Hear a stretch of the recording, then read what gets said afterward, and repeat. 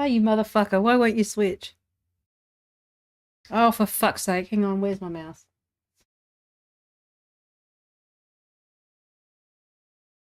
Sorry. iPad stopped working, so I can't. I've got to do everything manually. And then the Wi-Fi had dropped out from handoff works well when it works well, and then it doesn't work well.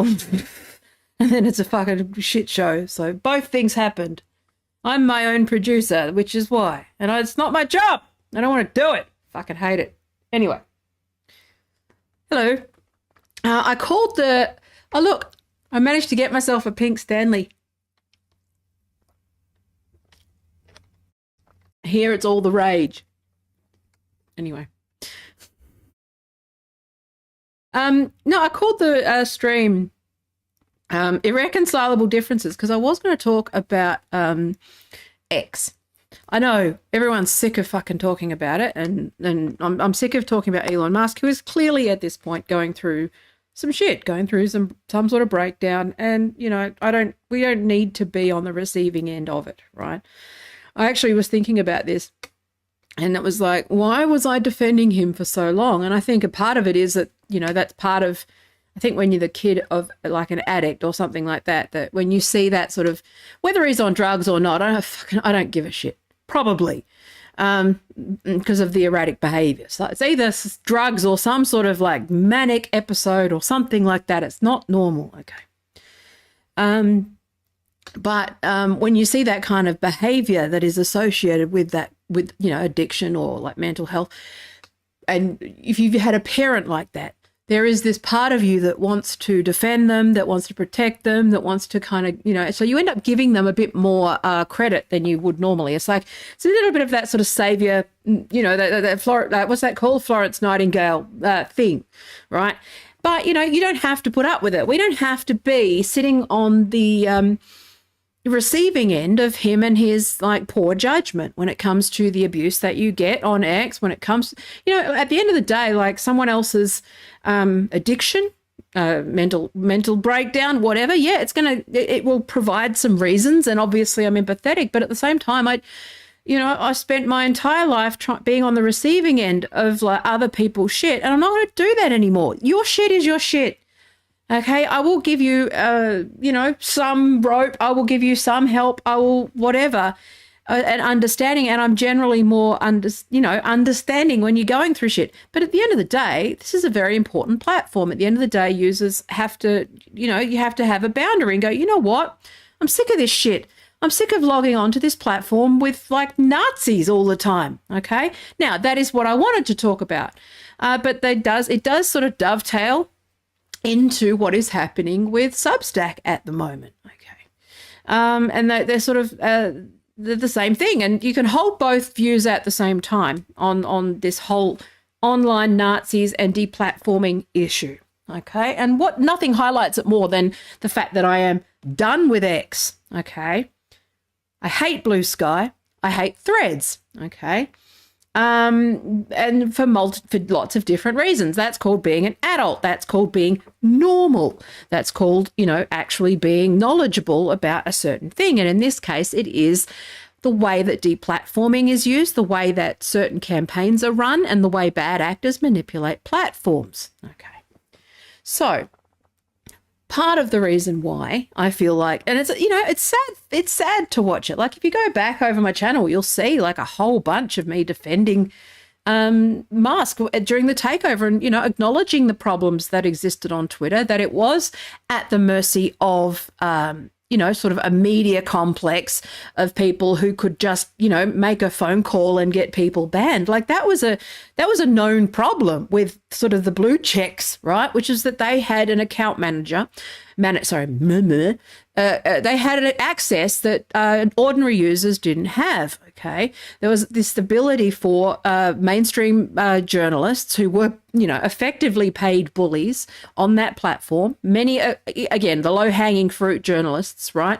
Their job was to sit on Twitter and be a cry bully, and then wield all the power that they claimed they didn't have, and use those connections within Twitter to get people deplatformed. Okay, partnering with, so you could find yourself like targeted or swept up by, that's just one aspect of how Twitter could be manipulated, okay, which was the ability to just make a call and say, this person, get them banned, get them shadow banned, get them on the list. I've been on the list of shit, but through no fault of my own, other than just talking about like troll farms and how they're a thing. It's not really, rocket surgery. I'm nobody. I haven't done anything. Just existed online for a long time, and I know what I'm talking about, and found myself like algo fucked beyond recognition. It's just, I acknowledged that problem with Twitter, which was the abuse of power that was going on there. Corruption, right? Straightforward.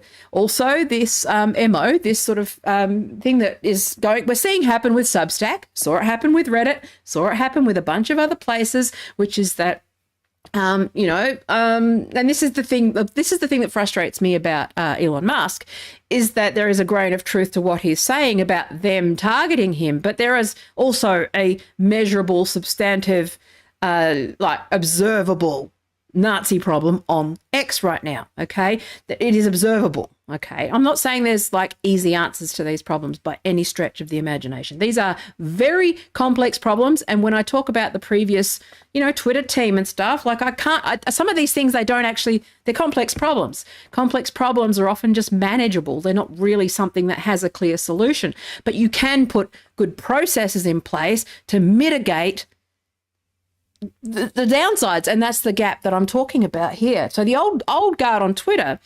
they did the best they could.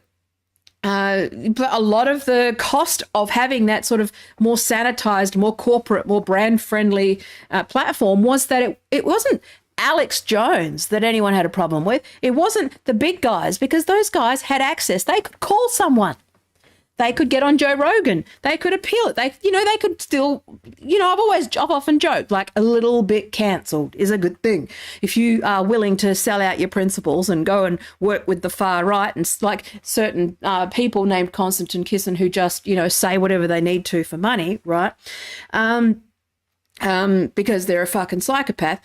I'm saying that, and we're seeing that all play out now, where you're just watching him just say the line for whatever group. Just say the line for far-right lunatics, or say the line for, neolibs who can't seize control of information, right? That's like the two kind of... Again, we are all sucked into this United States political collapse, whether we like it or not. We're all sucked into this fucking culture war, whether we want to or not. Meanwhile, everyone normal. So, it's not about fucking, the big guys. The big guys are fine. They'll get picked up by some tribe. You'll see it. I left the left. Give me cookies, please. I left the left. What does that mean? I don't know. I wasn't there. What meeting did you go to on the left? I didn't. Okay. You just say the line. You say the line, you get the cash. You say the line, you get the cash. Same thing with, you say this with the Democratic patch. You pander to that and you go, Trump's a fucking just schizo post about Trump being a Nazi 24/7, or fucking, put your, sit there virtue signaling over your mask still. And it's like, well, yeah, obviously you're pandering. You're pandering for fucking clicks. Nobody normal is doing this. Nobody mentally well is sitting there schizo posting over the culture wars anymore. Okay. The only reason I am doing it is because I'm concerned with the bigger picture around the internet and these products and educating users. It's boring. It's so fucking boring. All of it. I hate all of it. Okay. It's not about the issue. Okay. It's just how it is. So anyway, but this whole problem with X, it's easily solvable. Okay. Keep it as it was before. Have ID extend the verification to people who are who they say they are, but they don't have to be in the media clique. Okay. Problem solved. Okay, knock off the ability, clean house, and get rid of the people who, abuse the platform or manipulate the platform, or, do various things with social engineering, and to make sure that, make sure that your engineers aren't corrupt, that was the main thing that I observed before, which was that, someone like Jessica Yaniv back in, was it 2018? Something like that. Jessica Yaniv was friends with Biz or Ev, and able to sort of make a call and get people banned, right? And use their sock puppets against people, and they were sort of with impunity, because nobody would do anything because they were sort of abusing this identity, right? And that was the problem that I saw, which was that it was a problem of people sort of dominating and moving into a platform and thinking that it's theirs. Right? Thinking that it's theirs. Yeah. West End girls. Yes. Oh, look, X chats are working. Yeah, they fixed it. Hi. Yes, this stuff feels so quaint now, doesn't it? I'm about to start talking about the gender critical subreddit, which is, but this stuff has hit. The thing about it, the thing that frustrates me the most about this whole news cycle is that stop letting the 24/7 news cycle, like the 24-hour news cycle, or in this case 6-hour news cycle, don't let that erase your memory and terminate your thought, which is that there's like a whole pattern of behavior, and publications like The Atlantic absolutely bank on you forgetting that they did it a week ago, 3 months ago, 3 years ago. Okay, now we're leading into the 2024 election. Okay, we need to go back to the 2020 election. The Atlantic did the exact same thing with platforms, but they focused on subreddits and problematic subreddits. Okay. But anyway, so, I'm not, the thing is, and I'm seeing this happen now, which is that anybody who dares speak out about sort of platform manipulation, all the fucking midwits who just go along with the, but Nazis thing. It's like, well, okay, here you go. What, define it? How is that defined for you? Yes, we all know what a Nazi is, but is it a feeling? But when you are talking about removal of denial of service, when you're talking about deplatforming, when you're talking about being like serious censorship, okay, on behalf of the state in many instances, that has to have actual like criteria, okay?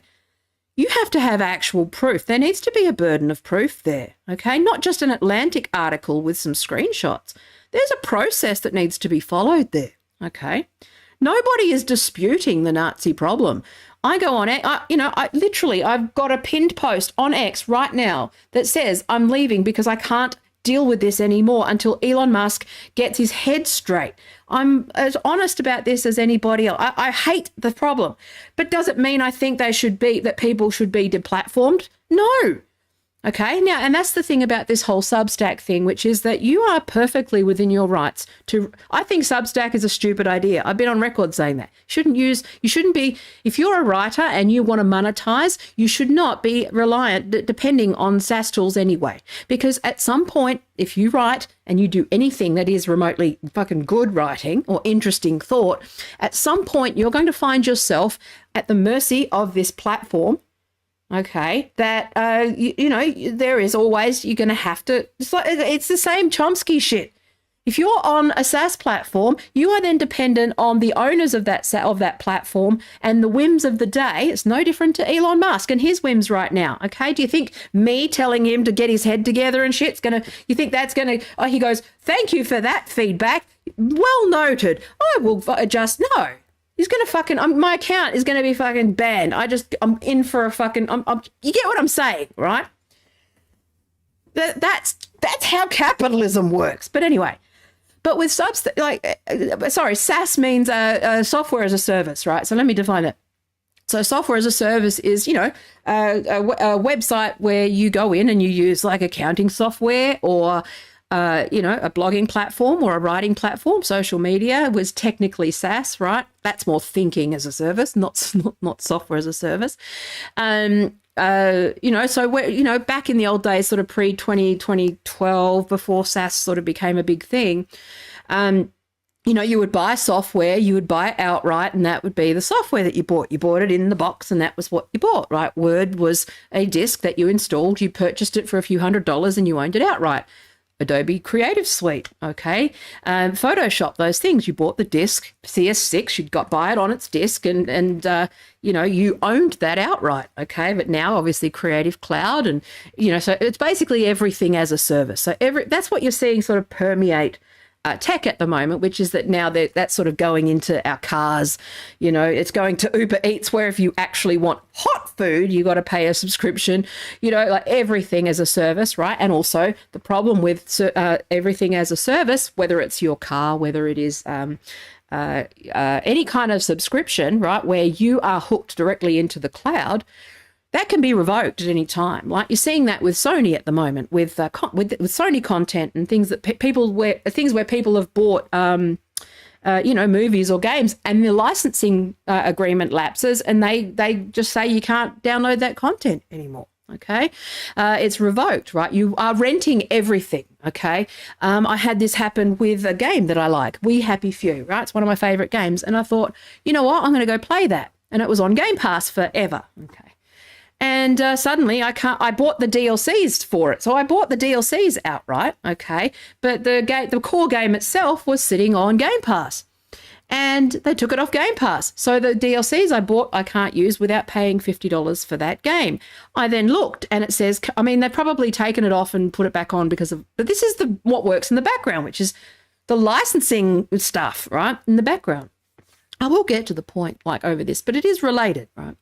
But, they can revoke that stuff at any time, right? You are at the mercy of the whims of that company and the goodwill that they have with publishers. So in the case of We Happy Few, Gearbox Publishing are the publisher for that game. So obviously there were some negotiations.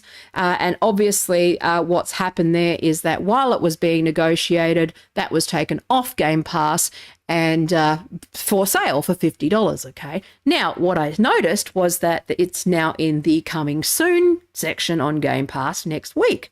So if I wanted to play it yesterday, okay, which is 2 days ago, which is what happened. Okay. I was like, oh, I'm going to play We Happy Few. I haven't played that in a while. Okay, I'm going to play it. And I didn't look and see. I actually checked Reddit to see what was happening with that. And basically, they were offering for me to buy it for $50. Okay. But it's coming back in a week to Game Pass when I'd already paid for the DLC, and also I pay for like Xbox Ultimate and stuff like that, right?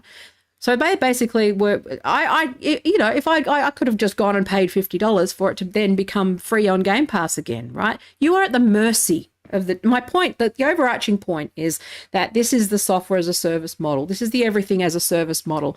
If you put that in your car, this is why I won't buy a Tesla. I won't fucking could. Why would you buy a Tesla right now if your car could be bricked at the whims of that guy who's having a clear and obvious breakdown? Okay. I'm just saying, like, this is actually, it's not, and, even if you rent a house, you're seeing that you don't have the power. You can't defend yourself. You can't defend your rights, okay, because you're renting the house. It's not yours. The landlord can come in at any time, okay, and just do what they want effectively because, again, that's slightly different because that's more regulated. But, I'm saying that it's all degrees of sort of everything as a service, right? But, so that links to Substack, which is that if you're gonna write something and build your business and actually take it seriously, you shouldn't hitch your wagon to a third-party platform, right? And that's my thing with AI as well, with ChatGPT, which is that their terms of service says that if you get sued, you're on your own. They're in the process of being sued. You could be sued too, depending on what you build, and you're on your own. Why would you build your business on that? You need to do a risk assessment of these things before you even start, okay? Now, a lot of people, because they're lazy, and it is laziness, because it's like, well, build a website, learn how to manage your own website, do it. No, because you want the instant gratification. You don't want to have to learn anything. And that's what the everything as a service model does, is that it makes everything easier for you. So you're not thinking about the future. And at some point you end up locked into something like Substack and whoopsie, there goes your business, right? So I already have substantive problems with Substack. Okay. So I just want to make that clear. But at the same time, the fact that every platform can be taken down because of the Nazi thing, right? I'm going to tell you a little bit of a story. You may remember it was way back in 2020. There was a subreddit called Are Gender Critical? Okay. There was also a subreddit called The Donald and The Red Pill. And there was a whole sort of network of things. This is around the time when people were talking about something called the alt-right. Okay. Now, this was like before Andrew Tate took off. This was before everyone figured out that you could, monetize that shit in a different way. This was sort of, again, not early, but, mid. Right. Now, The Atlantic ran a piece that basically lumped in a whole bunch. I think it was about 200 subreddits. I've actually got a video on it back in the archives, okay, where The Atlantic ran an article that basically said that Reddit has a Nazi problem. Oh my God, why? Oh, really? Okay. Sound familiar? Now, but what it did was it actually lumped in subreddits that were clearly not Nazi platforms. They were platforms that were large, some of them large, some of them large, some of them like small, on the smaller side, but active and left-wing and inconvenient, okay? For example, r/Chapo Trap House. So they took down the Chapo Trap House subreddit. They took down a bunch of other lefty subreddits with it, socialism stuff, a lot of, a whole bunch of things, right? Also, the Anti-Work subreddit imploded on itself because someone started some shit in that subreddit, right? That was partially self-inflicted, but, this is a known approach.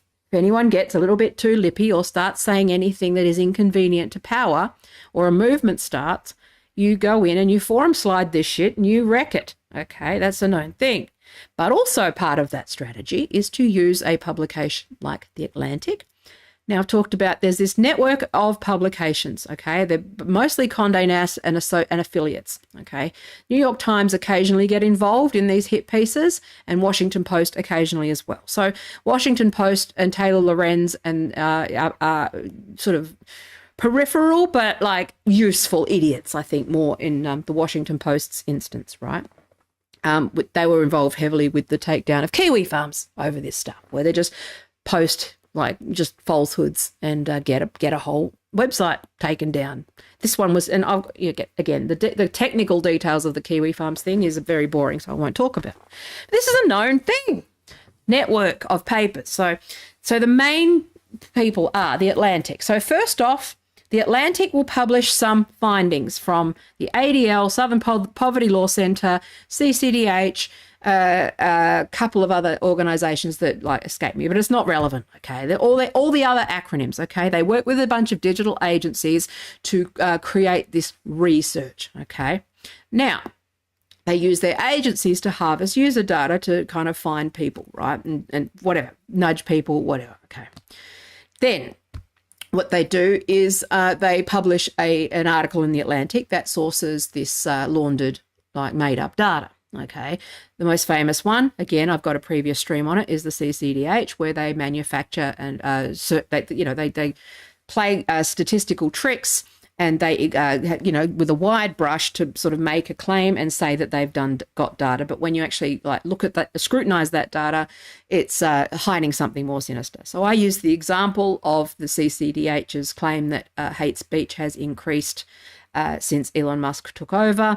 Whilst that may appear to be true, and it can be true, their actual claim at the time was false. Okay, so it's not, again, these things are only, okay, the thing you need to understand is that the propaganda only works if it's based in a seed of truth. That's otherwise, if it's just outright false and ridiculously false, then it doesn't work. You can't persuade people if there's not truth in what you're saying, right? Now, that's how nudges work, is that you start with truth and you sort of chip away at the sort of, the edges of that, right? And then you sort of radicalize people with nudges, right? So they use that data to write a piece. Like in 2020, The Atlantic wrote something about these subreddits, okay, in the lead up to the election, to take down the Donald, the red pill, gender critical, and a whole bunch of other things. And what they did was that they lumped in all of these other things. So you've got the things that no one would necessarily disagree with. I think most people would agree that the red pill subreddit it was revolting, but again, like the nature of Reddit is that you'd have the red pill subreddit and the blue pill subreddit, and they'd fight with each other and they go to war. And so, over time it sort of, has an equalizing effect, right? But, you had that happen with the red pill subreddit, okay, and the Donald most famously. But then they also go and Chapo Trap House and Gender Critical and these 200 other subreddits like that are niche, that are problematic, that have a Nazi problem. And you go, okay, then I hate Donald Trump and I hate red pillars. I won't look into this any further. And then what happens is that they get some sort of mid-wit blogger like a platformer or, the people who work at Gawker or Engadget, Rolling Stone. So the main culprits are Atlantic, Wired, Rolling Stone, Mother Jones, Teen Vogue, The Verge are occasionally. They're good for some things, but, Tech Dirt's gone in that direction recently, which is disappointing.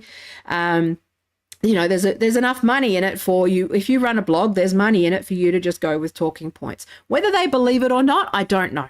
Okay, I think that it's hard to tell because obviously propaganda is so powerful. You are both perpetrator and victim in a cult, right? That's the thing about cults, is that you end up being a perpetrator and a victim, which is how you get stuck in the cult, and it becomes a sort of feedback loop where you are kind of, you can't leave because you've been a perpetrator and there's a burn book and all that stuff. It's how that works, okay? So the actual journalists, I don't know whether they know what's going on or whether they're just useful idiots. People like Taylor Lorenz are probably just idiots. Other people probably know what they're doing. It's hard to know, right? Again, you can't blame individuals when the system is so geared, when the incentives in capitalism are geared in such a in this manner. You can't necessarily, like I said, don't hate the player, hate the game, because it is actually just the way that the system works, right? It is frustrating because it's like, I don't know whether they believe it or whether they themselves are victims, right? So that's why I try not to go, because I did actually initially go after people that were in these engagement pods and stuff. And I kind of had a few teachable moments there where they'd been caught up in it and didn't know they were part of one, right? And I often get, like on LinkedIn in particular, when I have a post that travels, I get accused of being in an engagement pod because someone who's in one liked my shit. And I'm like, I don't know. I know they exist. I'm not in one. It is what it is. You can't control whether, certain people want to elevate parts of your message, right? You just need to be aware of it when you put content out there. You need to be aware of how you are being nudged by your audience. And that's that, again, that feedback loop of audience capture and that symbiosis.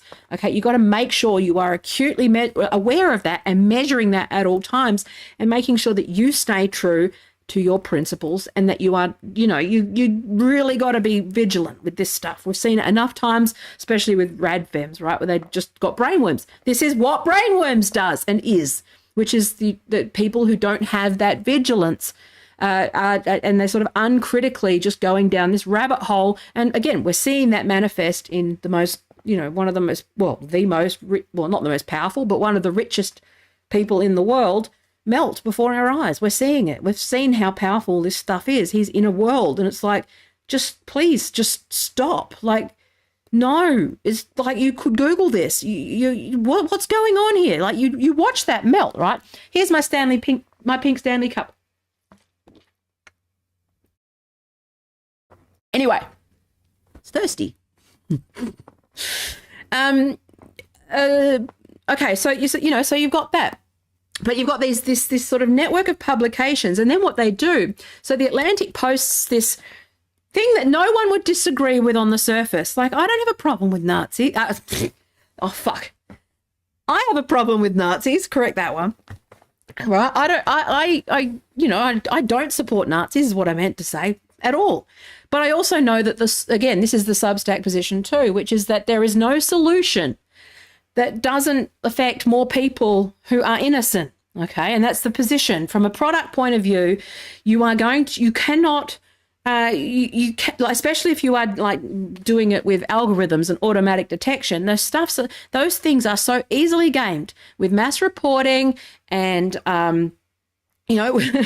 with mass reporting and bot scripts and fucking data scraping and troll farms and PR agencies. And, you've seen how powerful these things are with the whole Israel thing, right? Regardless of how you feel, if your head is on straight, okay, about this stuff, you are not really like, anyone who sits back and goes, okay, people's brains are melting over this thing. It doesn't matter about the issue. I'm talking about the propaganda around the issue, right? And the tactics, which is the IDF, their propaganda campaign is insane, okay? The bot problem, right, is a big problem. And Elon Musk hasn't addressed it. He's just monetized it. He's made it so that any troll farm can pay $8 and fucking harass people, and also it show up in the mentions. It doesn't solve the problem. If he had just made it so that normal, ordinary people who gave the driver's license or a business thing were verified without the $8, okay, that would have been fine. Like, I had to admit, I thought that credit card verification would work. I initially thought it would. But it's a disaster. It's failed. Like, it was a hypothesis that had legs, but it has not worked. It hasn't worked. They have not been able to verify this stuff correctly, right? They're so fucking ridiculous. But anyway, again, that's a whole other problem. That's a product problem and a process problem, and Twitter's problems go beyond what, it's a whole different thing. And it is part of the reason why I'm sort of backing away. I still want it to succeed. I love the platform and I love the people on it. I hope, it's temporary. I do keep putting feet back in there, but it is so garbage to use. My mood changes so much, like between if I've been on LinkedIn and just sort of talk talking to people. I know who they are. You get the occasional man. Like I had a dude who just met, who I called a dickhead, and he reported me for harassment, but he was harassing me. That happens on LinkedIn too. But for the most part, LinkedIn, doesn't affect my mood. It makes me feel hopeful. And like I get value out of the interactions that I have on LinkedIn. But on Twitter, like observable, instant, like shitty mood, like angry.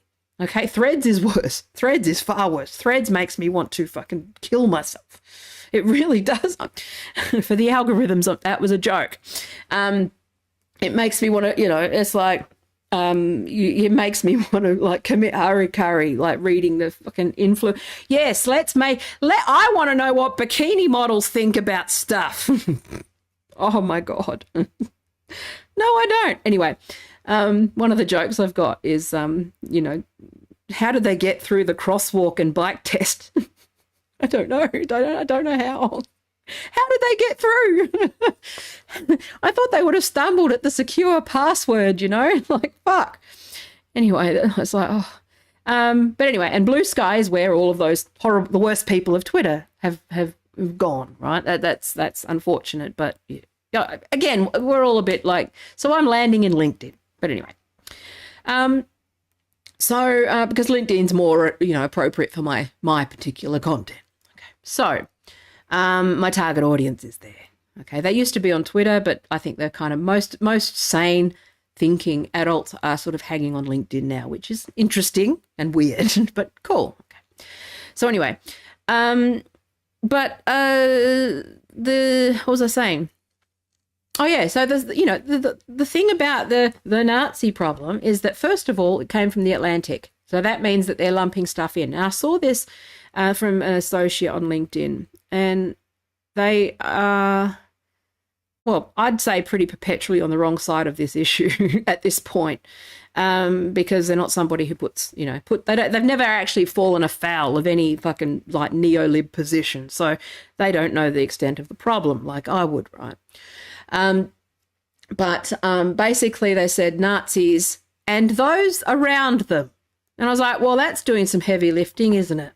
And it was the same language from the Atlantic where they were basically like, okay, they have a Nazi problem, but what we also need to do is get rid of the Nazis, which no one would disagree with, okay, and also anti-Semitism, and also hate speech, and also this, and also that. And it's like, okay, this is loaded. This is loaded. What are you doing? This is the Atlantic. The Atlantic have done this before. Oh, okay. What year is it? What year? Oh, it's 2024, is it? Okay, maybe the same thing is happening with Substack that happened with Reddit. Maybe they're trying to maybe the secondary targets are the actual legit independent journalists like Matt Taibbi or Caitlin Johnson or, any others, right? You can't get rid of the creeps and the kooks without taking out the journalists. I said this in 2020, and that proved to be true, okay, on certain platforms. Okay, Glenn Greenwald was banned from TikTok recently, okay? It's like, oh my God, like, okay, whether you agree with them or not, it's like the threshold needs to be higher. It needs to be clearly defined. It needs to have due process. It needs to, it has to actually have a legal, and you can't just do this extrajudicial, like everyone's been called a fucking anti-Semite in the last 3 weeks. Everyone. Right? You had Israel fucking turning around and going that that anyone who even says, hey, bombing children is bad is blood libel. Like, what the fuck? Do you think that is actually, it's like, okay, you've got the Democrats who are fucking right now basically denying Marianne Williamson, Dean Phillips and, other candidates a fucking primary. So the whole thing is about like subversion. And it's like, fuck. Okay, guys. Again, it's got nothing to do with anything. I don't give a fuck about, I'm not invested in US politics. The problem is that we have to suffer with the problems that are downwind from United States fuckery, which is that now they're going after like Substack for the same reason they fucking used Reddit to deplatform a bunch of people. However you feel about what they were saying, it's irrelevant. Stop distracting the issue. I'm talking about this problem, not all of these other things that you actually don't know anything about at all. You're just getting your woke points. Because you don't say anything that actually disrupts anything powerful and have never been on the receiving end of any of these algorithms, because you are fucking bland and uninteresting and uncritical, and your only fucking goal is to get likes, shares, and fucking, more money for yourself, that you think that you're the good guy when all I know that you haven't thought about it. Define what the threshold for Nazi content is. What does that mean? Specifically, what behaviours? Now, incitement to violence is a fair policy on Substack. Yes, they could enforce that. It needs to be clear, okay? Yes. Zero questions, okay? However, there's a legal threshold for that. What is the process? So what if someone was joking, okay? What is, yeah, I'm not getting into that. I'm not involving myself in it.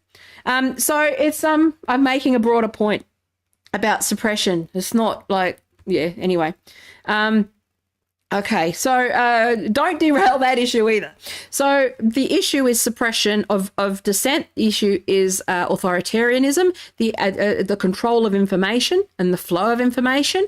And I'm not saying that there isn't a problem with disinformation, and people shouldn't mischaracterize that. I don't give a fuck if Marianne it's not one person's unilateral job to decide who gets to run. That is the antithesis of democracy. Okay, come what may. Okay, I'm not saying you think again. There's no data to back up that Biden can win. Can win. There's none. Okay, he's losing. No, it's all right. Sorry, no. A Western girl said sorry. I was like. She said, sorry, okay, just so I did this thing because the chat's not up anymore. She said, I'm invested. We can't have Marianne Williamson screwing around. And I think, honestly, Biden's going to lose anyway. Okay, so that every poll says. Again, it might be, you can't tell, you don't know, all those things, but he's not. If he was a winner, then it would be a different conversation. But anyway, it's a whole other thing. So, anyway, so what was I going to say? Yeah, so I'm talking about suppression of the information and the flow of information. The fact that they've just completely ghosted Marianne Williamson and Dean Phillips and absolutely suppressed them, just ignored them fucking mean. It's so juvenile, right? I would expect it from gender critical feminists, not from the fucking most powerful people on earth.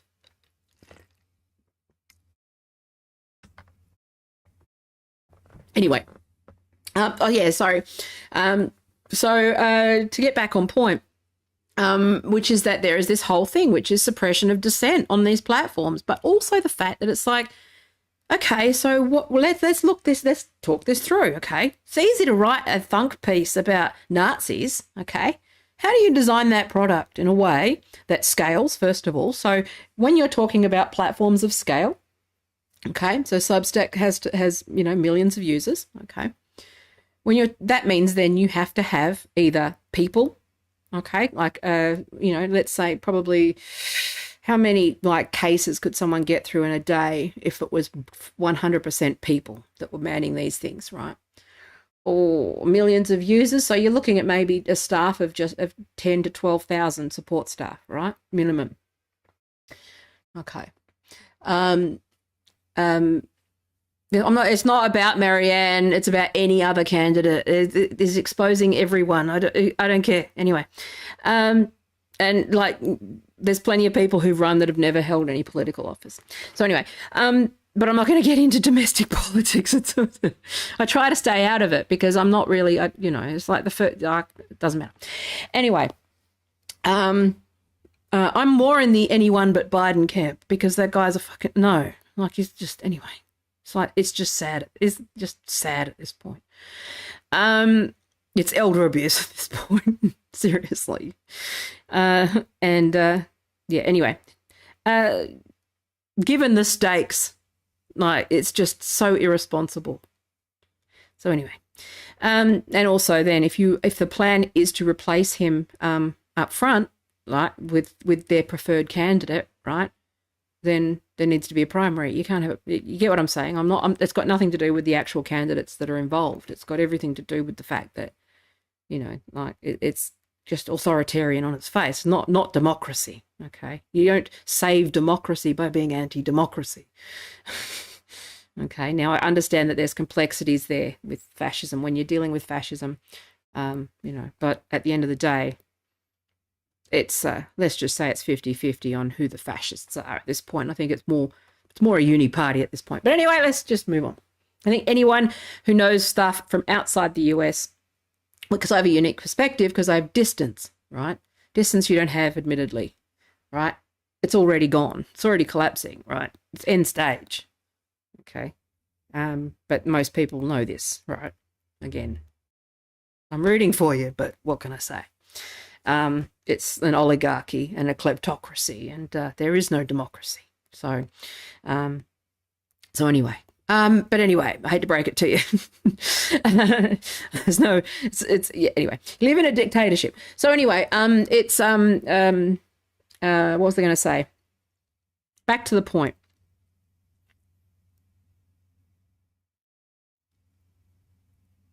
Let's say you want to censor Nazis. Okay.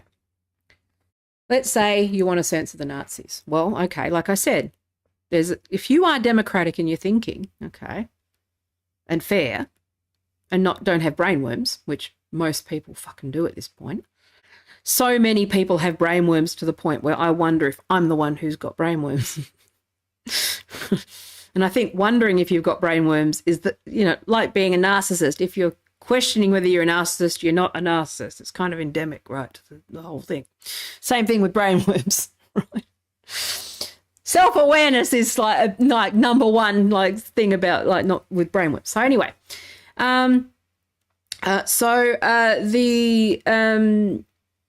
but again, even if you're just being practical, okay, just from a practical point of view, like I said, how do you achieve that? It's one thing to just say a thing, okay, and this is just social media, of course. Twitter's got lots of ideas on what should happen, but if you're thinking on the how, what is the how here? Oh, well, we've got to defeat Trump. Okay, well, then to do that, we need to be fascistic, suppress information, suppress dissenting voices, root out everything that is even just remotely confusing or fascistic. I mean, yes, the thing about socialists is that a lot of them are stupid and they fall into the far right because they're like idiots, right? But that censoring them, it doesn't work, right? This is Substack's argument as well, which is that it doesn't work because what happens is you get people, it affirms the worldview. So if you've been paying attention to the actual information ecosystem that exists in the far right, they're banking on you being censored. They're banking on the fact that you will feel persecuted so that then they can double down and go, see, we told you the woke mind virus, fuck at this, blah, blah, blah, blah, blah, right? So I don't think you got brainworms. I think we're just talking across each other. I think we're just talking about separate issues. But no, but again, it's more about moving to the next level, which is, okay, so okay, so you end up being, do you justify fighting fascism with another form of fascism? Okay. Do you justify at the end of the day, America's just become a war of corporations. It's become a war of corporate espionage, right? Which is ultimately what the media is just, who can take down the others. There's no other better example right now than that fucking plagiarism shit that's going on. It's just, it's Lord of the Flies, and it's a corporate war for money and power and profit, and the casualties, who gives a fuck? Okay, they don't give a fuck about us. They're just fighting over who, well, the rich people talking about whether DEI is real or not is basically just 1%ers arguing about what scraps we should be fighting over. It's who gives a fuck about missed commas? Who gives a fuck? I don't care. There's a housing crisis. Just why are you sitting there quibbling over? I've talked about this before. Anyway, but I'm just saying, right? Get your head. This is where your head needs to be straight, and you go, okay, well, with Substack, like I said, millions of users. Okay, millions of authors. Okay. Now, how do you police it in a way that scales? So the first thing, like I said, with any tech company, you need to think about scale. So this is the thing that people aren't really understanding, which is with Twitter, a lot of the problems that Twitter, Facebook, LinkedIn, Substack, TikTok especially, all of those sorts of things, right? Especially anything that is live, okay? So anything that is live, YouTube, that allows for sort of live broadcast in real time, okay? There's a massive amount of risk there, okay? So you've got bad actors, you've got sort of, beheadings, all the sort of shit, right? Live suicides, snuff, all of the most egregious shit, right? That they have to detect, right? So they can't do that because the problem with tech moderation is that you've got to expose people. If you are having, let's use a hypothetical, okay? Let's use Facebook as an example, okay? Let's use the live streaming example. So someone does and this has actually happened, okay? So like this happens a lot, and I think there's journalism around this stuff. You could look it up, right? Which is the offshore third global south labour and the trauma farms, okay, of offshore labour that work for contractors of Facebook, okay, and their job is content moderation and review. Now, the problem with Facebook is that you've actually got people live streaming murders, crimes, rapes, all that sort of stuff all the time. Okay, that is constantly happening. Okay, crime sprees, you've got all of that stuff. Okay, it's pretty gross. If you turn off the algorithm, like the auto detection software, okay, around these things, okay, and rely on human moderation, you are exposing humans, okay, who aren't paid very much in the global south, predominantly, and sometimes other places, but it's usually the global south, right? Because it's the only way they can afford the labor. It's exploitative, right? The way the business model is, and you're seeing that now with OpenAI. Like the human trainers are also global south, right? You're exposing them to the most egregious content 24/7. Now, I have an ethical problem with that, a major ethical problem with that, right?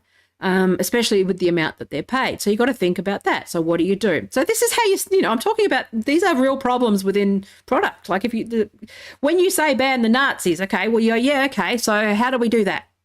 All right. Okay, well, we need an AI. So we can't really expose humans to this kind of content 24/7 because, labor laws, like ethics, everything to do with that, okay? That's there. Like, we don't want a decent human being would not expose content moderators to this kind of content. Okay. So we need an algorithm. We need an AI. We need some sort of software that learns and detects patterns and will sort of detect certain signals to show whether there's this horrible, violent content. Okay. Now, remember that this content is also whack-a-mole. So the way that these bad actors operate is that they spin off thousands of accounts, and like it's just sheer volume, okay? Amazon servers, I think I read a thing, and they basically detect 100 million instances of cybersecurity threats every single day, okay? This is the scale we're talking about. Twitter bots, in the millions per week, okay, if not more now, okay, millions per week. So what you need to do to scale that product is, like I said, you have to put software, you have to put an algorithm. Now, what if I did this? Right? They're not very smart. The algorithms are not very smart. They just detect the outlines of things. It's getting better. It's getting more sophisticated. Yes, okay. But I'm talking about in the last 10 years, okay? So you've also got, so when you have like an algorithm and machine learning and systems, right? When you've got a company, okay, you implement one piece of software, and then that is part of your infrastructure and your whole architecture, okay? And then, so as you grow into a bigger and bigger company, okay, and you build on top of that old technology and on top of that, okay, that is still reliant on those faulty, crappy old algorithms, okay? Now, machine learning. Now, Jack talked about this when he was on that Rogan podcast, okay, with trying to explain this to the tech expert and genius Tim Pool about the fact that like people put too much faith in how good these things are, that machine learning is not as sophisticated as you'd think. It detects patterns. If you've tried to write with ChatGPT, you understand that it has gaps, right? It's not that great. It can't write a joke, right? That's what I'm saying. Can't detect humor. It's not good at it.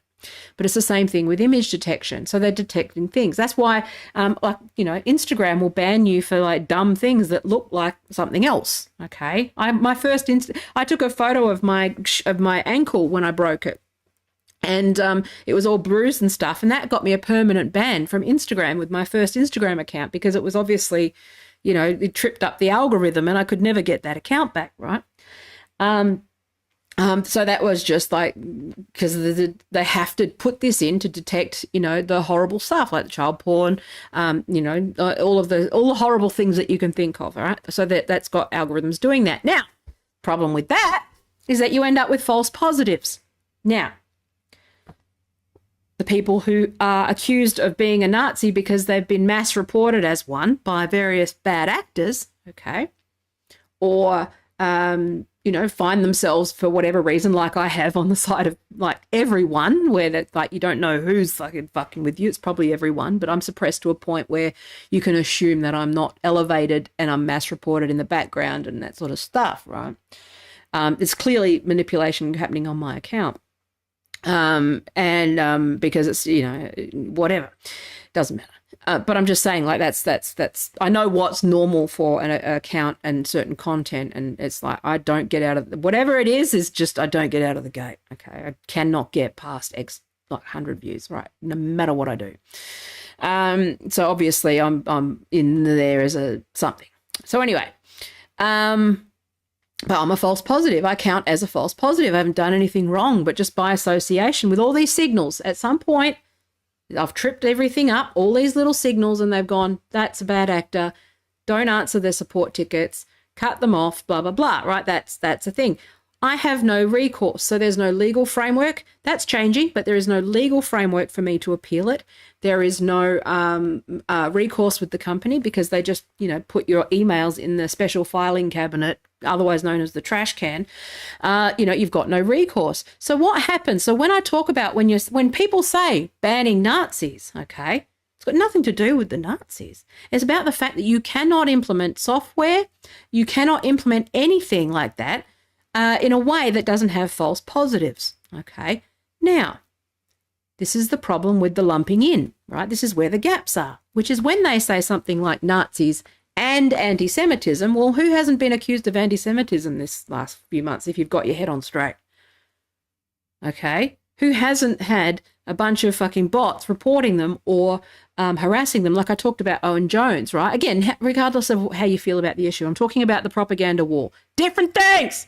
Not the issue, the tactics, which is that it's clearly there's an artificial aspect to a lot of the information war that's going on right now on all sides, right? The Palestinian bots and the fucking Israel bots, all those things. That's always happening. But Owen Jones being targeted, his podcast being downvoted to sort of 1 star, okay, regardless of how you feel about Owen Jones. Again, I'm focused on the tactics, not the people and the broader issue, right? Don't hate the player, hate the game, that sort of thing.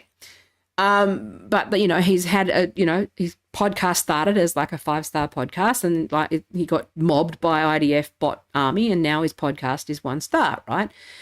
So West End Girl said one of the women I talked to on TikTok about NSYNC got a ban for a heart eye emoji response. Yeah. So that's what I'm saying, like the false positives, right? And the thing is that you don't have any real recourse, okay, when there's a mistake. So, and this is why, I think it's disingenuous to turn around and accuse people like me, particularly, of defending Nazis. Like, that is such black and white thinking. It's first of all, it's fucking ridiculous because I've literally been talking about Nazis on Twitter for fucking ever, and I'm sick of their shit. Okay, I know what fascism is. Okay, it's only that I haven't been using it as a slur for the last 5 years. When I say fascism, I mean fascism. Okay, and this is the problem, that when you bandy about things like Nazis and fascism and TERF and make everyone lump everyone into that, suddenly people stop listening. Suddenly, let me introduce you to a story called The Boy Who Cried Wolf, okay? I'm talking about actual fascism, which is 100% running rampant on X. But that is not...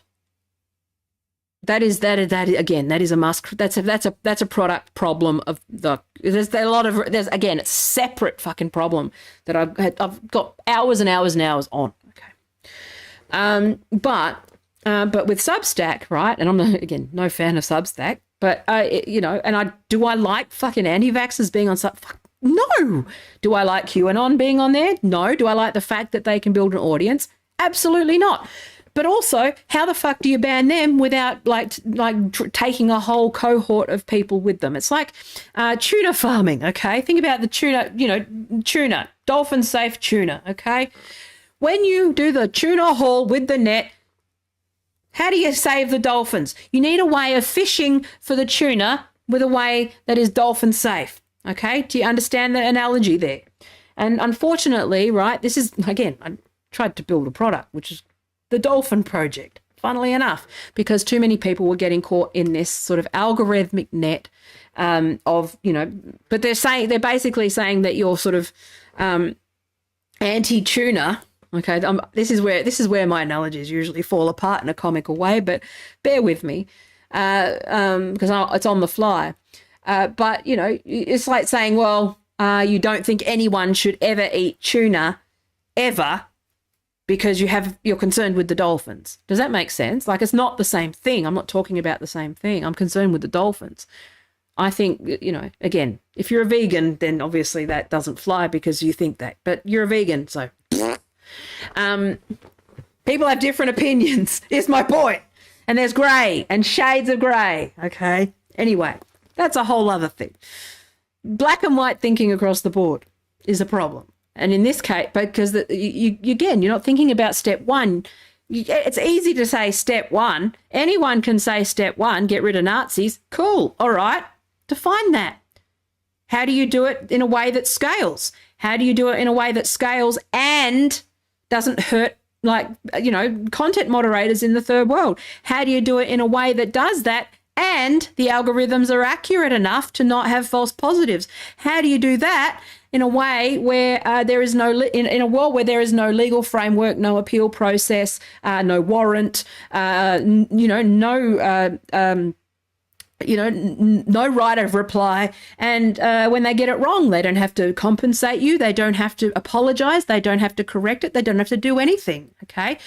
What happens when someone in the Atlantic, some hack who will, can just openly write hit pieces about entire groups of people who are in online communities and have those communities completely taken down by adding, bolting on things that are obviously used as weapons. Now, remember, okay, they used the trans issue as this wedge in 2020. Anybody who went, hey, I think you're weaponizing this to censor people that you don't like, guess what they did? Same thing. Kiwi Farms was taken down over this. I don't agree with Kiwi Farms either.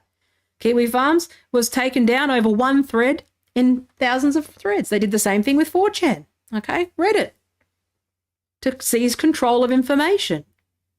Okay? I oppose that. I'm sorry. Now, I also don't oppose the online safety bill because I sign up to the Santa Clara principles, right? I think that you've got brainworms if you oppose these things, because the online safety bills actually do work to try and address and reel in some of these problems and create a legal framework where you do have some rights as a user, right?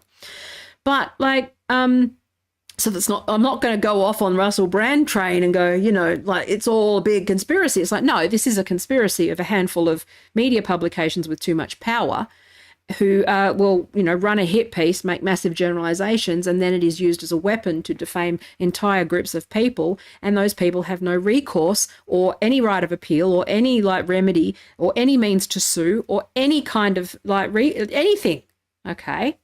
Forced into arbitration in California against any tech company. So anyone around the world, let alone anyone outside of California, but anyone around the world is forced to go to arbitration in either Dublin or California. We can't do that.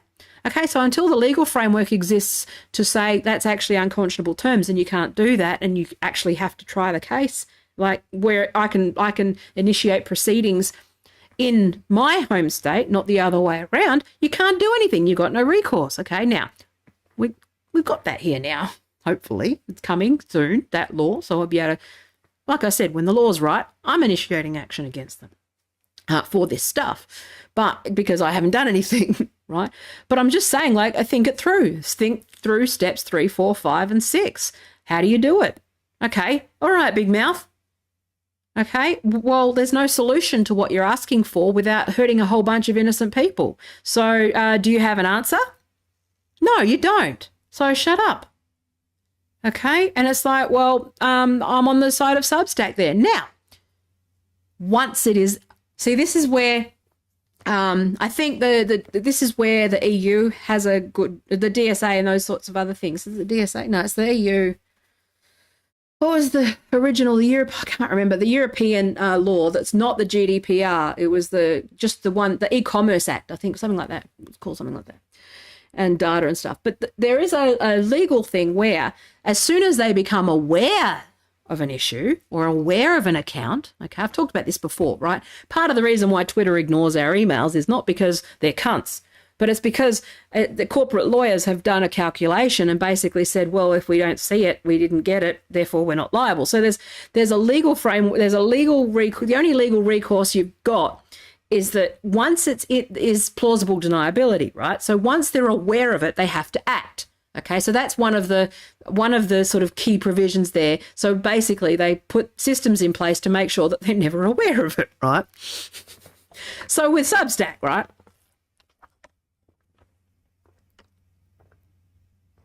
So with Substack, now they're aware of the Nazi accounts. Obviously, they're going to find a way to sort of wriggle out of that, right? And that's fine. And that's where they have like some responsibility. It's not like they're going, we know there's Nazis and we're doing nothing about it. They're fighting a few different fights, right? Which is the fact that they also know that, and again, I know this too, because I actually looked to build, like with Project Dolphin, I looked to build a decentralized platform, pretty much similar to Substack. And you always come up against the Nazi problem, always. Okay, so when you try to find, see, there's no hosting setup really, and the Kiwi Farms example will highlight this as well, which is that there is no real infrastructure or hosting system that is purely free speech. None.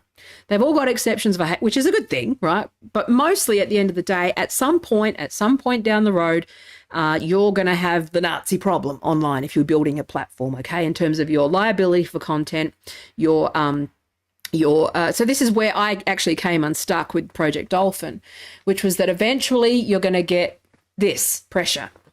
And when you get that pressure, you'd better have a lot of money. Okay, I didn't have the money for the, out of the gate, you need a fucking fuck ton of money to make a stand like Substack has. Okay, now, and that's good that they've got these principles, but the problem with that that they're seeing right now is that there's going to be a bunch of people who say, I don't want to be on that platform. Now, same thing's happening with X, right? Which is that when certain people leave the platform, guess who stays? And you end up in this sort of death spiral where you become dependent on fascist money and you become dependent on them for your income. And that is how these guys sort of hijack these platforms and take them over, because everyone who takes a principle against, so everyone who takes a stand against this sort of stuff that I've been talking about, right, which is, free speech, but asterisk, okay, the problem is that the people who have a problem with the free speech and want only their speech, right? They're at the mercy. They're the people that will leave the platform. And as soon as normies leave a platform, okay, every single time when normies that people want to interact with leave the platform's value for other normies, right, goes away. So you're seeing that now with celebrities and stuff. They're sort of drifting away from the platform. The value proposition of that platform goes away and it becomes a sort of death spiral. Okay, now, whether X can pull out of that, I don't know. Okay, I don't think so. I've seen that death spiral so many times with a lot of startup products, like even including my own, like Project Dolphin. I launched with the free speech thing, but because I've done products a few times now, I know to do your compliance and your regulatory shit and your legal and everything up front. And so it was kind of a non-starter in that regard, because I realized that no matter what you do, you're going to have to be presented with the Nazi problem. It is a fact of the internet when you're running a platform, and you have to either clean house or go out of business. So it becomes a non-starter. It is very bad for business, and that's sort of, Substack are seeing that now. Rumble are seeing that now. Now, again, I think Peter Thiel's fucking intentions are not honourable. I don't like the guy, but, I admire the stand to an extent. Right. But the thing is that the second you say that it is a free speech platform, the people who are not welcome anywhere else will come in and infect the platform and make it so unbearable for people to use that eventually you become dependent on the far right money, and that becomes a sort of self-fulfilling prophecy, right? Now, the problem with Elon Musk is that he actually also believes all of the shit. Now, I hope he doesn't. I initially thought that he was just playing it to, for marketing and staying in the papers and stuff, but I think we're seeing a real decline there, right? The fact that he's like, going at it with Mark Cuban and stuff, it's like, oh my God, okay, he's burning every bridge that he can build. He's losing people, like me. I think he actually believes it. Like initially I thought it was like Willy Wonka, like sort of playing a game. But I think, it's not funny any. That thing where it's like, it's not funny anymore. It's not funny. Like it used to be, well, you're going after my enemies, so it's funny.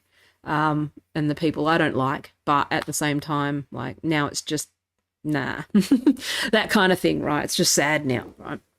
I have to admit there's a problem, right? Which there is. But that is also just the inevitable death spiral of the, that's the death spiral of any online platform, right? Which is that you are going to have the Nazi problem, and you got to decide ahead of time. And Substack are finding themselves now in that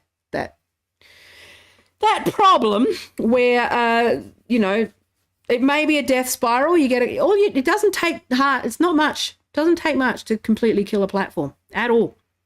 All right.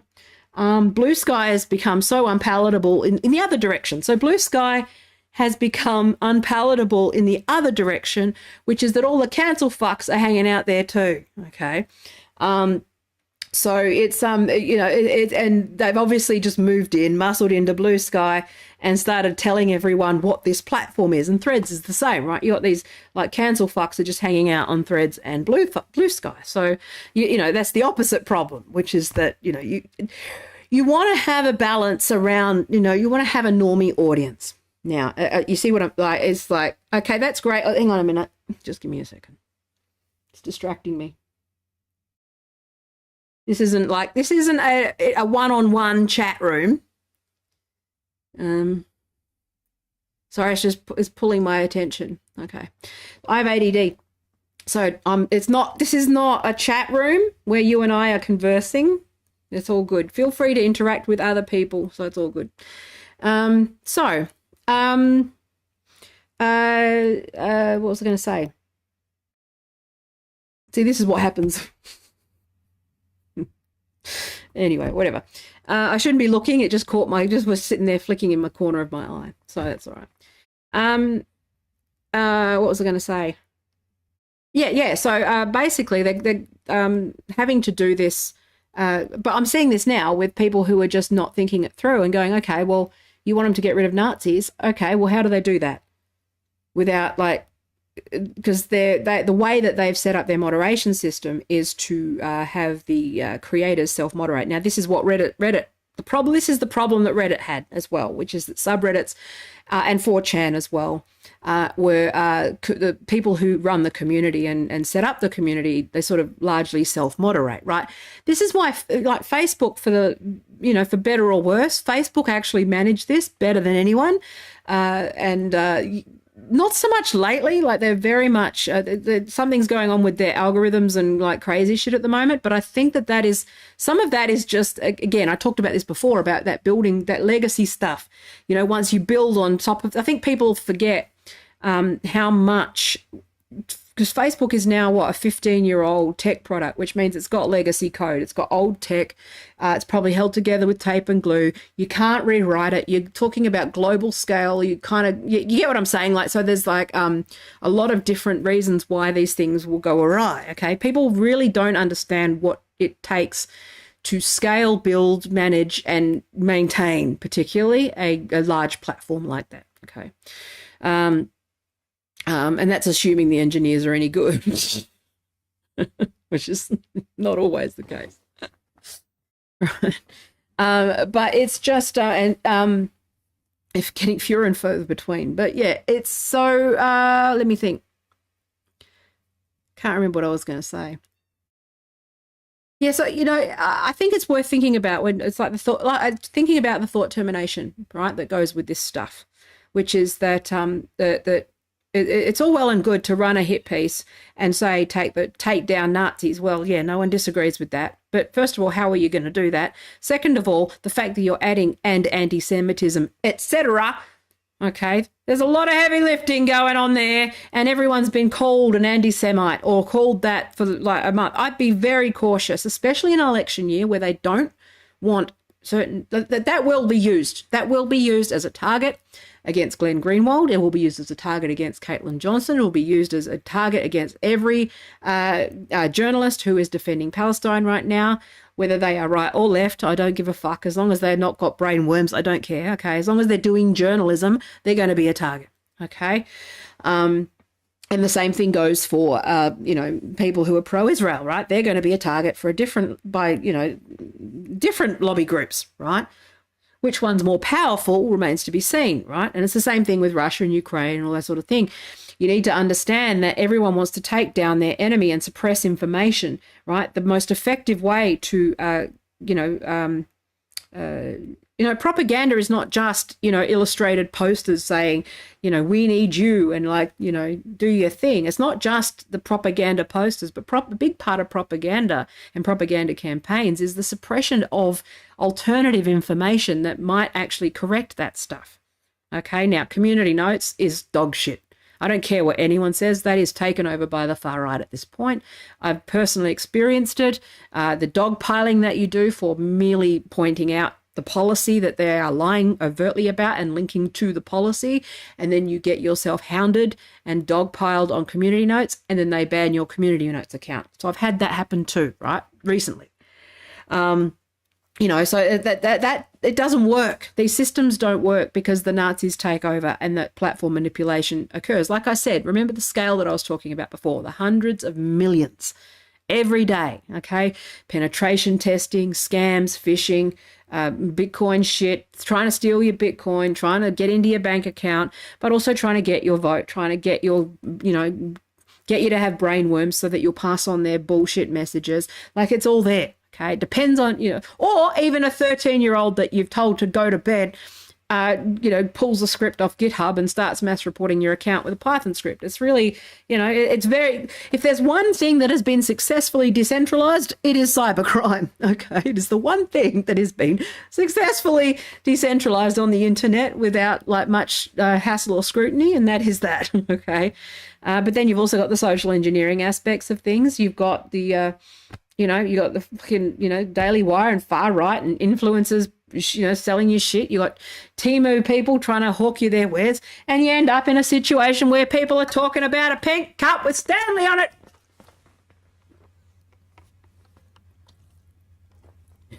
The same techniques used to sell that cup are the things that are used in that frenzy, or get you to go do a rush on toilet paper.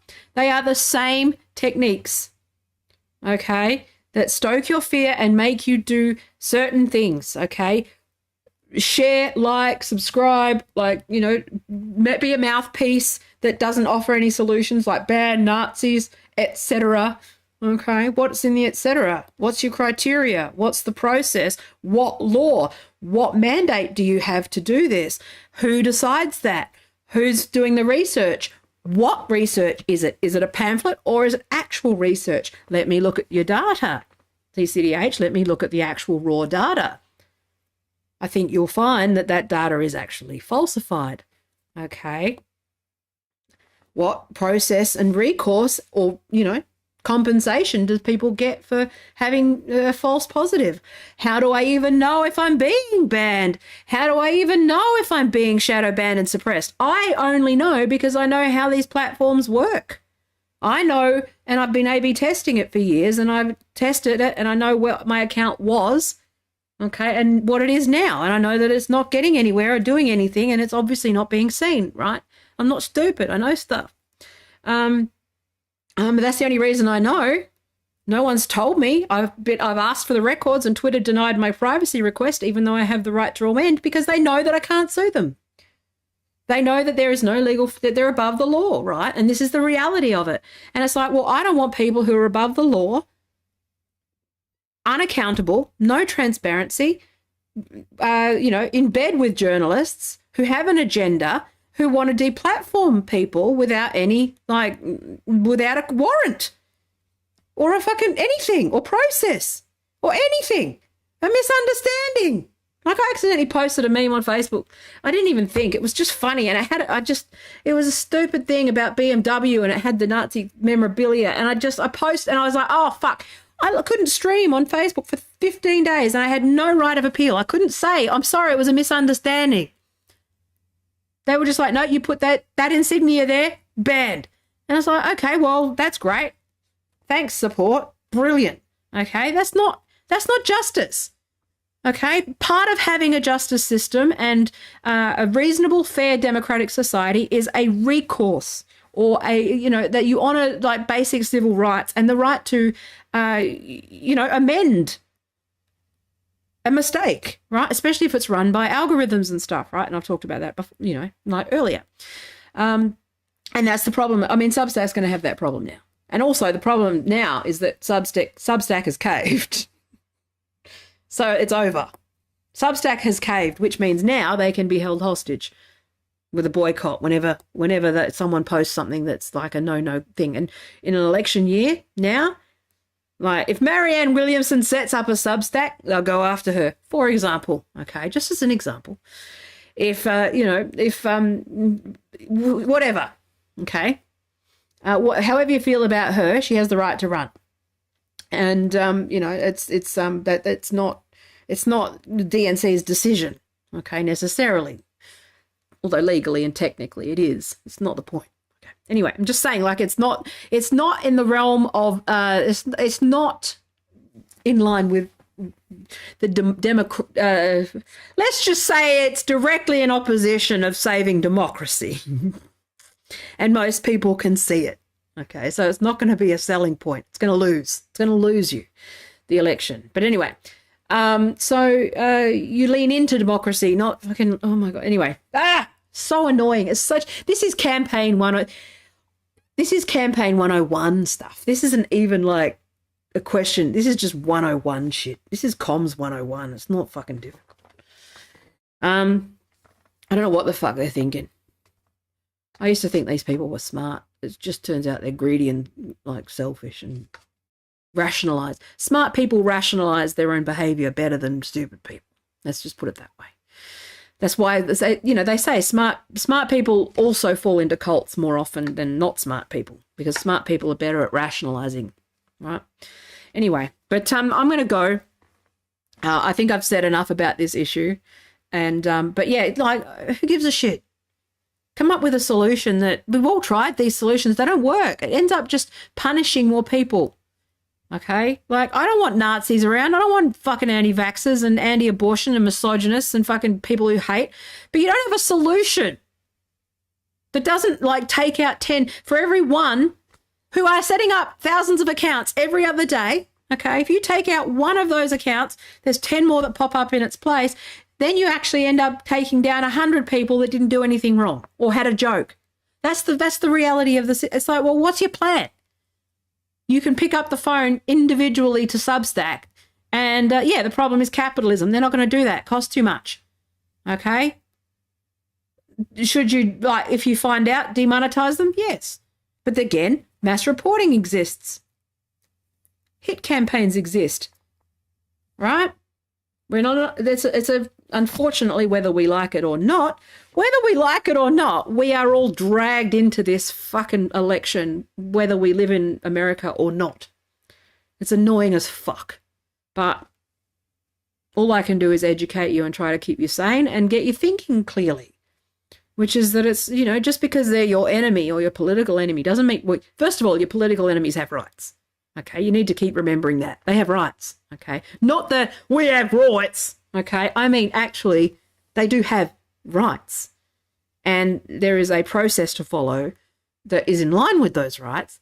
And you can't just go calling someone a Nazi with no evidence and no court order or nothing like that, and have extrajudicial deplatformings because some fuckwit at the Atlantic decided that your subreddit was a problem because he's on the take from the DNC or for some fucking troll farm or PR agency, and you're an inconvenient journalist. Like, get your head straight, okay?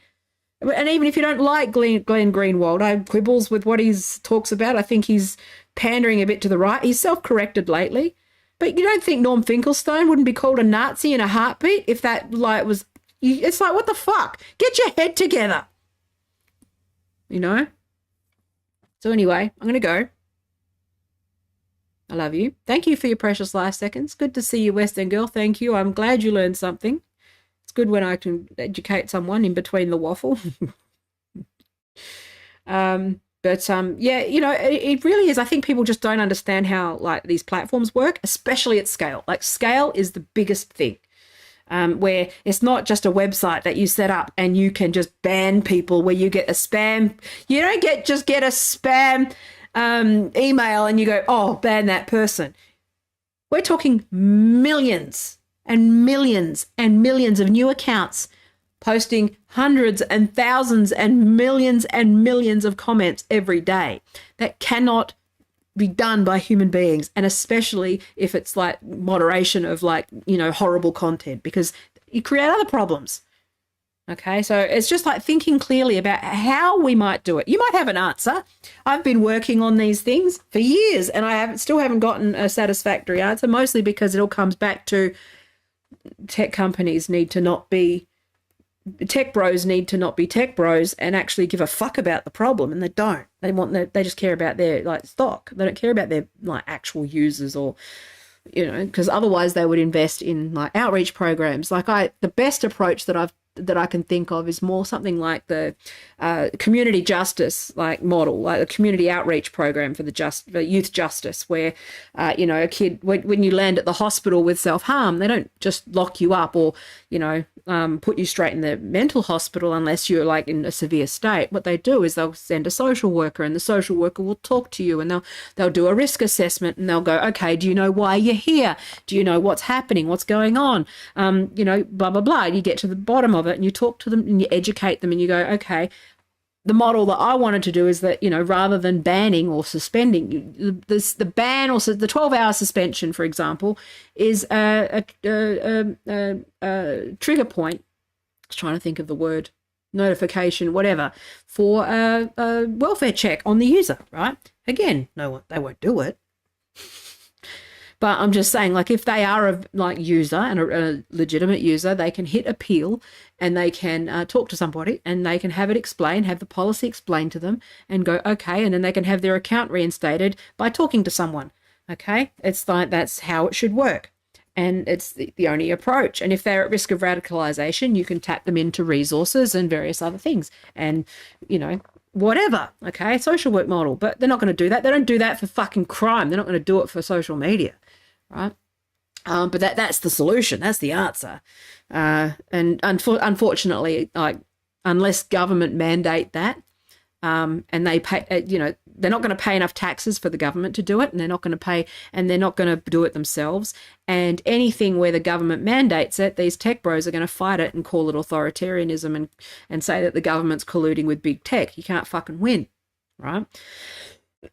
These are big problems. They're complex problems, right? That's why complex problems can only really be managed and have a process around the various scenarios. And, you kind of got to be a complex systems thinker to be able to even begin to bite this off. And most people don't have that skill set, right? Even in tech.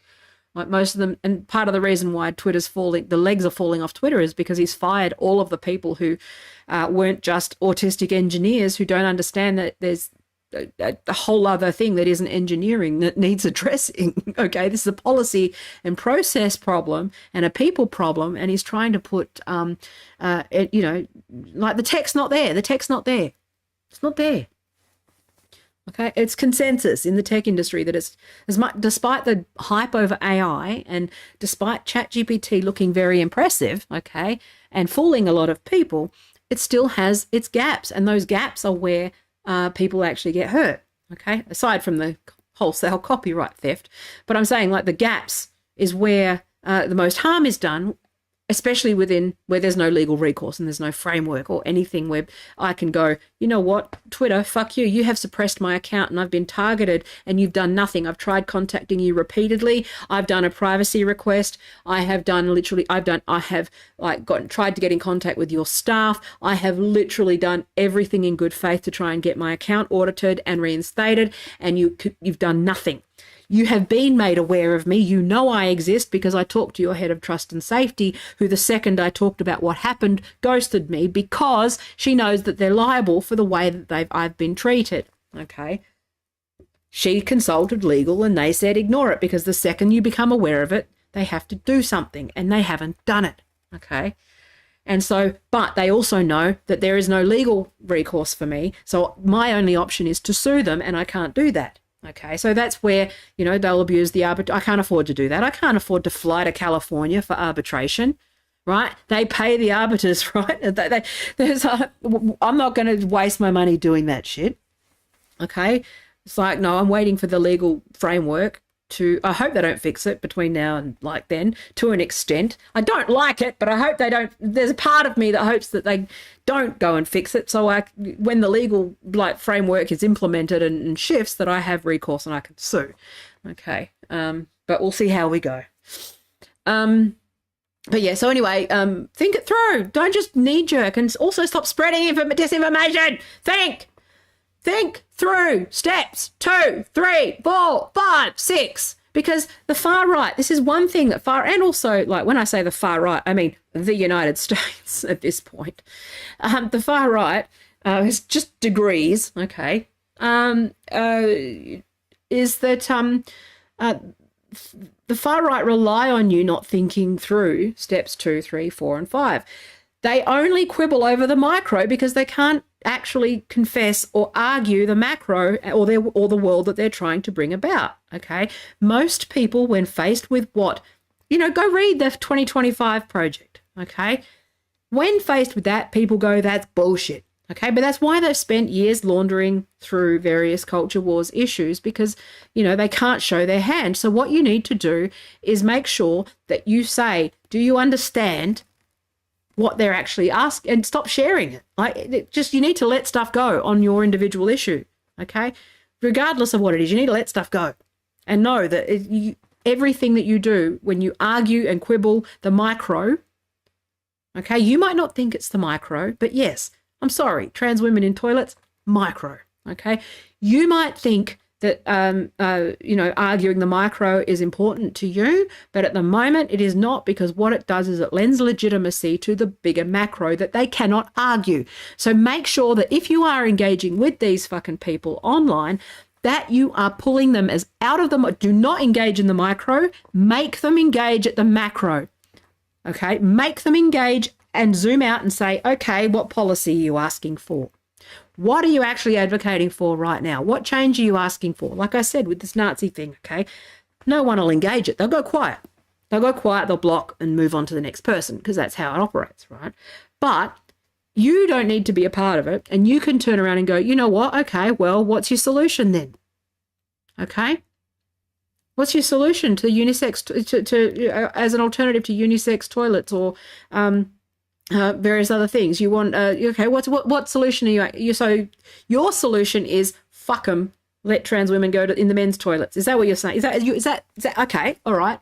So what solution are you saying with the school? Oh, okay. So you want school choice. So you want to dismantle public schools. Oh, okay. So you want to have women as broodmares. Okay. You want to remove women's. Oh, okay. Okay. Okay. Most people object to that shit. Okay. When you actually ask them to show their hand and name the policy solution, most people object to it. Okay, it's the same thing with this, like, you know, all the trans issue is a good example of that, where it's like you could like say you've got a point. Yes, woke idiots on Twitter are annoying, but also they're not lawmakers, so shut the fuck up. Okay, who cares? Stop arguing on Twitter about quibbles, about like helping people who are bringing about shitty policy that no one agrees to. Okay, it's serious. So I agree with you, West End girl, that it's like it is like that serious, but I think you also need to make sure that when you are doing that you are clear that the Democrats aren't to be trusted either, and they are doing the exact same thing to try and quell dissent and also quell people like me who aren't American citizens, and American citizens don't give a fuck about me. Even Glenn Greenwald and all those other people, they're only like, oh, they're spying on American citizens. Well, thanks for that. Thanks for your fucking support, fellas. Right? Remember, we're fair game. I'm fair game. And the stakes are higher for me because I can be considered a foreign actor. Okay? That's espionage shit for fucking opening my mouth and having an opinion on the internet. Okay? The stakes are a lot higher. I don't have any rights. Right? So it's like, Jesus Christ, think it through. Anyway, I'm going to go. I love you. I said I was going to go 10 minutes ago. I love you. Thanks for watching. Thank you for your precious life seconds. And I got to piss and all those things. And I'll be back on Thursday probably. I'll see how we go. Anyway. I love you. Hang on. Let me get my computer because it's all manual. Hang on a sec. Is it going to work? Nope, you're not letting me work. Mouse then. Fucking hell. Okay. Bye.